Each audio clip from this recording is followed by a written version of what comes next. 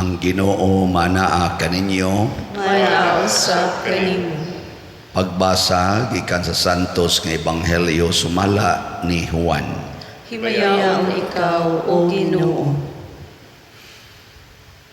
Si Jesus miingon ngadto sa mga Pariseo, mulakaw ako ug mangita kamo kanako apan mga matay kamo diha sa inyong mga sala, dili kamo makaadto sa akong adtuan.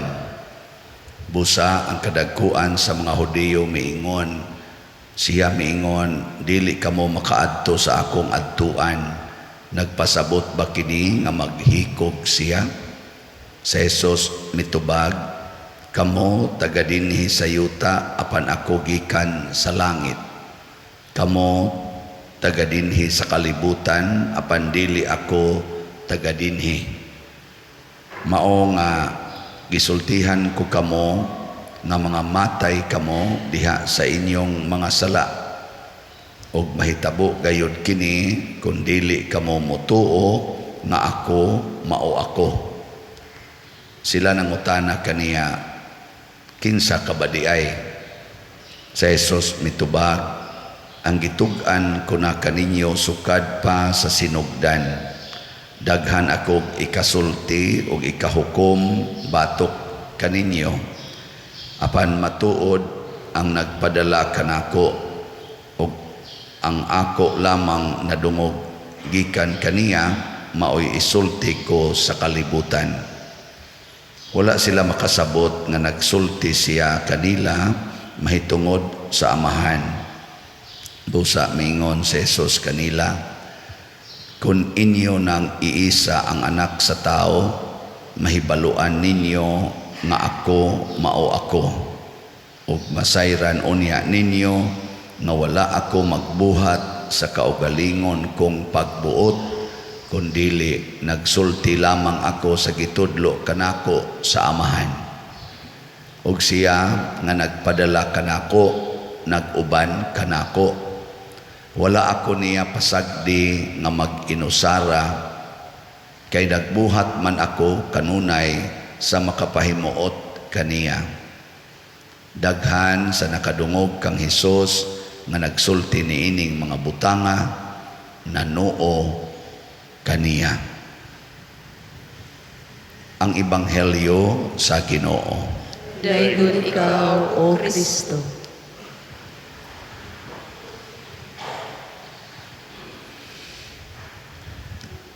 Ang kalibutan karon nag-ilaid sa kalisod ug nag-antos pag-ayo. Mao na nga majority sa mga katawhan naagyod sa state of stress and depression. Kamo diha, wa ba mo mag-antos? Wa. Perting antos, no? Ang taga LSF, wa mag-antos. Naong pa lang ninyo, antosono na. Daghang kitag antosono na, kamong mga bana nga ni aron din wa mo mag-antos inyong asawa. Na, perting antos. Ang mga asawa, wa mo mag-antos inyong bana. Na, antosan. Kamong maginikanan, wa mo nag-antos inyong mga anak. Antos gyapon. Mga anak, wa mag-antos sa ginikanan. Antos gyapon. Mga maestra, wa mag-antos mga estudyante. Antos. Nya mga estudyante, wa mag-antos sa maestra. Antos gyapon. Ang pari, wa mag-antos sa parisyoner. Antos. Ang mga parisyoner, wa mag-antos sa pari. Wow. Wow, so may labot na mo sa inyong kinabuhi. Oh, antos sa dusay. Porting pag-antos. Muna, diri sa unang pagbasa, kay nag-antos man sila, reklamo sila sa Ginoo. Pagreklamo nila sa Ginoo, tungod sa ilang pag-antos, nangamatay na hinoon sila. So, dili solusyon sa atong kaniniang Ganibang atong pag-antos, dili solusyon ang pagreklamo. So kung nagantos kas imong naong, unya imo nang reklamuhan, mamatay ka. Ikaw nga asawa nagantos kas imong bana og moreklamo ka, patay ka na. Ginikana nagantos kas imong anak, reklamo ka, patay ka. Pare nagantos sa parisyoner, nya moreklamo, patay. May pagmamaligyag slat. O na akong ibuhat din imbes mo reklamo ko, sige, baligyag slat. Ana, halin man sad. Atong halin ay, pila ni halin na to as of yesterday sa SBF DAG, nahalina na taog 11,485 ka slats. Pagpa, nahihinay lang na dako-dako naman sa gani ang atong GPHJ para sa atong pista og sa Holy Week na natayhalin nga 6,778. Pakpakya po. Reklamo pa kaana. So karon unsa may solusyon? Pag ingon gyud nila ngadto ni Moises, nakasala mis Ginoo kay nagsige mig reklamo, tabangi in taon mi. Unsa may gihimo sa Ginoo, ingna niya si Moises, ang buhata paghimo og kanang bitin kay ang nakapatay nila mga bitin man, mo'y namaak nila. Hadlok na silang mga matay samot. Yan siya paghimo og bitin nga bronze unya butang sa kanang cross ba ng tukon cross, bitaya dito ang kanang bronze nga bitin nya kadtong mapaakan og bitin basta mo tan-aw anang bronze nga bitin nga imong gihimo dili mamatay. Ana kasabot mo ana nganong mo na paagis Ginoo ang bitin mo'y namaak nila nakapatay nya ang solusyon sad mutan-aw sila sa imahin sa bitin na kasabot mo na wa sa ko kasabot pero magbuot daytag mautoy tambal sa Ginoo ang gihimo siya ra may makahimo pero natingali na siya meaning no nya ato lang ang pabalandong nga gamay isip kami dito seminaryo gitrain mami aning theology kanabang pagpamalandong ba ang usas mga meaning ana nga ang Ginoo di ay gusto niya nga kanang makapatay nato, kanang makahadlok nato, kanang makapaantos nato atong tutukan, atong dawaton nya atong isipon nga maoy tambal sa atong kaguol o mga kasakit. Ana, pasabot kung ang imong bana maoy imong kasakit, antosa tutuki, sige higtutok. Sige, imong bana hubog kayo, sige higtutok. Sus, ako gining bana ng animalo. Sus, animala gyud. Na wado kay magkatawa ka kay maglisod siya glakaw ana niya magsige siya og yaw-yaw sa unsa na layo yang pagkaburong gyud aning tawhana og di kainom pero karon kainom na sige nagyaw-yaw niya magsigig sayaw-sayaw sa tira pag gyud ka mao musayaw pero musayaw naman kay hasta linaktan niya musayaw naman niya kun imo nang tutukan nga way kasuko kung dili na si mong unahon na antuson ko ni malingaw ka ay kanang imong mga anak sige dagandagan sagit-sagit di ba hasol kay tanan usay imong makusian malapdusan bisag unsa na lay imong buhaton para mohunong pero ayaw badlonga tutuki ba niya dawata kusog na mudagan imong anak kusog mo siyagit ana madugay makahibaw kay sa ako sa kasuna no gamay pa ko unsa sa kakog batasan kay kani ako maning anak pasabot liwat-liwat ni nako ana ano man mo muto ana lagi maka ang solusyon sa atong kasakit mao ang pag-antos sa atong kasakit muna si Jesus ningon siya take up your cross do not avoid your cross na karon diri sa atong ebanghelyo unsa may gisulti ni Kristo daghan man ang utana kinsa man ka Kinsa man gyud ka. Ni siya ako mao ako. I am who am. Kanang I am who am or ako mao ako gisulti nas Ginoo pag kato ba si Moises ba nga gisugos Ginoo nga adtua ang mga Israelita luwasa sila gikan sa kaulipnan sa Ehipto. Ningon des Moises, Ginoo kun moadto ko nila nya mangutana sila kinsa may imongan nagsugo nako unsa may akong isulti nila. Ningon ang Ginoo, ako mao ako. I am who am. So si Kristo sa atong ebanghelyo mingon siya, ako mao ako. Oy, di man hinuon sila moangkon.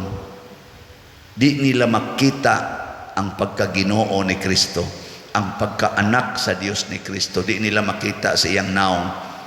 Ang sa may gingon ni Kristo, inig-abot sa panahon nga inyo kung bitayon sa cross, kung iisa na ako ninyo ngadto sa cross sama atong bitin nga giisa, mailhan unya ninyo nga ako mao ako. Sa may relasyon ana, ang bitin nga namaak nila nga nakapatay, pero karon ang bag-ong bitin nga ilang gitutukan mauna ang tuburan sa gahom. Pasabot ayaw huna-hunaa na kanang imong gikahadlukan karon nga sundon or dawaton tinuod ginang maghatag nimo kadautan, kung dili mao pa hinuonay maghatag nimo og kaayuhan. Mabda na si Kristo ningon siya usa siyang gitudlo, love your enemies. Kay kana magungatong gitawag nga enemy, nagtuo tag hulga na sa atong kinabuhi, pero imo lang ginang higugmaon ang imong enemy, maunay mahimong support, mao gani na usahay mahimo nimong kaluwasan sa imong kinabuhi. Para ko nang ganahan ba mo tamparuson imong naong? Ako di sa ko ganahan. Ganahan kang dauton ka? Dili no. Ako di sa ko ganahan na.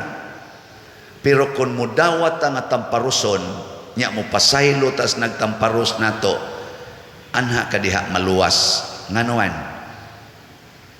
Ang imong batasan mahimong Diyos nun. Kay kinsa ra may makapasaylo anang nagtamparos, di ba? Ang Ginoo. Nya kung makapasaylo na ka, mahimo kang lig-on sa mga pagsulay, maglisod kag kasala, di nakahapit kasala. Kay may naman kay kang mopasaylo, di ang resulta maluwas. Muna ka ng bana nga moagwanta gyud sa asawa, di ra gyud mo reklamo, luwas gina. Pero kanang bana nga dayog tabok nga tusilingan, patay na.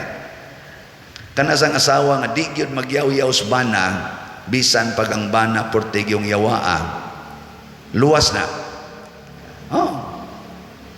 Maapil pagkaluwas ang bana, nga naman, kinsa bagong tawhana ganahan yaw-yawan, og imo nang yaw-yawan, di mo tabok kina nga tus di magyaw-yaw, yang silingan di man mo yaw-yaw. Igo ramang mo ingon nga, I'm just here for you. Ang silingan magsigir na mag-ingon, I miss you. I wish to be at your side. Ikaw kasi kayon, ikaw pistiha kay kang animala ka, magsiga gana. Kisa may mo puyo diha tipo nimo. Ato gito atong kasigig ingon, I miss you. You completed my life. You are the hero of my heart. Patay ka diha. Ingka di sa na mahimo pa dire. Di suway la. Suway ba? Ayaw lang pagsigig reklamo. Yung agas man sang luha na to na. Kinsa bagoy di mo agas. Kasakit anak. Kristo gani. Agas maganing dugo. Agas ang luha. Agas pang singot. Hangtod yun namatay. Pero tanawa, ang kaaway nga nagpatay niya, maorasay nagsangyaw niya karon.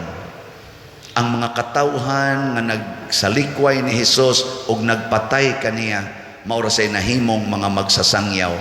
Labi na gyud si San Pablo. ug ang mga Hudiyo. Ang una bayag yung nagsangyaw nato sa pagtuo mao ang mga Hudiyo, sila si San Pedro, San Juan, mga ebanghelista, mga Hudiyo man to. Na dinhibitaw nato na amay mo bash na ko usahay, musaway nya sigihan ako higugma, ang nakahatag hinoon sila nakog additional strength nga di na day ko maglagot anang naang magsigig saway nako. May na kay kumudawat og saway. Ini yung bati kag naong pader. Okay, anad na ko ana. Animal kang paria ka. Dugay na kong nahibawang may pagka-animal gyud ko. Daghan namang nagsulti ana nya nadawat naman anako. Di na kay ko matandog nya makapadayon ako higugma nila. Munang magsige ra jud kog ingon, animal tuod pero kamaoning mo higugma. Batignaon pero tutuki ma-develop ka. Ay kumpiyansa. Kani bati-bati lang ignaon pero tutuki, di ba? Pangita ko kani. Sakit kay ka manabi pader. Anad na ko ana, gikihan na gani ko ngadtos mga kuan kadagkuan nato kay bati kong manabi pero paminawa lang ni kanunay akong gisulti, di ba ma-transform ka. Di ba? Sakit bitaw, pero usahay ra ba? Kanira bang sakit? Mora ba na sinugdanan sa dako kayong kalipay? Sakit ba ng pagpanganak? Sakit? Ang paghimos anak, sakit? Ako kay bawa na. Ang pagpanganak, sakit. Pero inigawas na sa anak, porting lipaya ni mo. Birthday man ni Brad Paul Mantuhak kagahapon. Birthday sa ni Father Ligio. Nga ni Tambong Mediha. Ako lang naisulti nyo kay drama kay sila ba. Kani sa Sister Eli niya ba ni Simba ba Sister Eli? May pagkabuangon sa ni Sister Eli na. Tungod siyang dakong gugma siyang bana ba. Porting yun niyang gugma ha. Yang ginang gisulti dito. Hilak ko mi. Ako nahilak sa ko. Sa iya palang gisulti ni Sister Eli nakahilak nami. Doon na di sila gibuhat nga iyang anak nga bugto nga tuwa sa Canada. Sa nga nato si John Paul. Gikontak na yung Sister Eli nga atong dramahon imong papahaing nagyod nga di mo kauli. Perti ko nung guulang Brad Paul, sus akong anak bisa na lang karon na lang unta kay birthday na ko muuli lang unta. Saon man yung di magyud mahimo.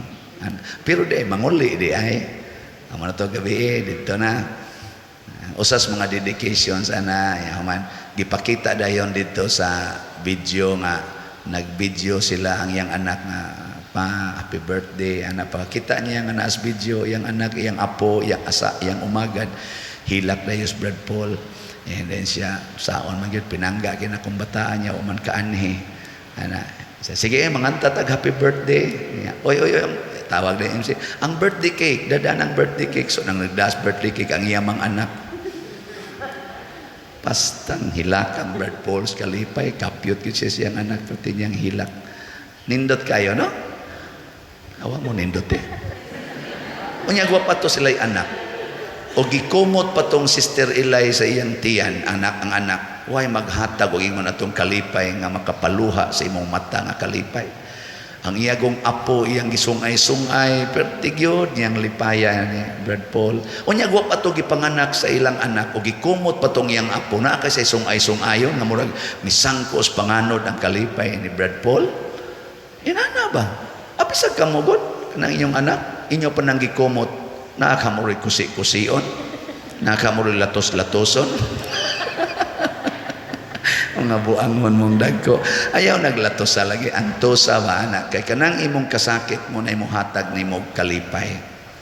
Ako daghan man jud kog kasakit nga nagian isip tao labi na gyud isip pare pero ako ginang gidawat tanan karon nahimo na ng package of joy.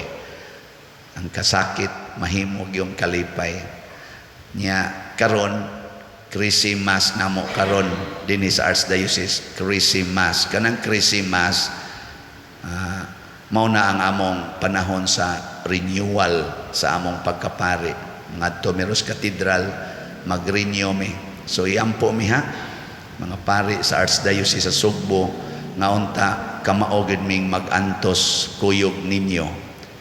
Kamaogid ming mupakita nga ang pagantos di ay mao di ay ang makalipay kanato.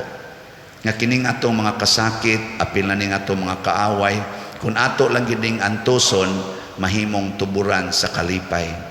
Kining atong constructions dinhi nga gihimo, ang atong mga contractors, labi na mga workers as LSF, kaning CEH, o uban pang mga contractors nato dinhi, magtan-aw ko nila sa kainit nga ilang giatubang, kanang pag-atop, kanang paghimo ng mga steelworks, kanang pagkabkab ng yuta, paghimo ng mga masonry, portig yung inita, portig pag yung kapuya, tanawar ko na ilang mga naong nangasunog.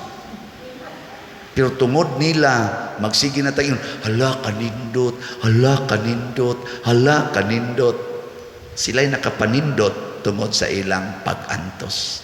Pakpakan na to ato mga workers. No? Congratulations. Nindog na ta.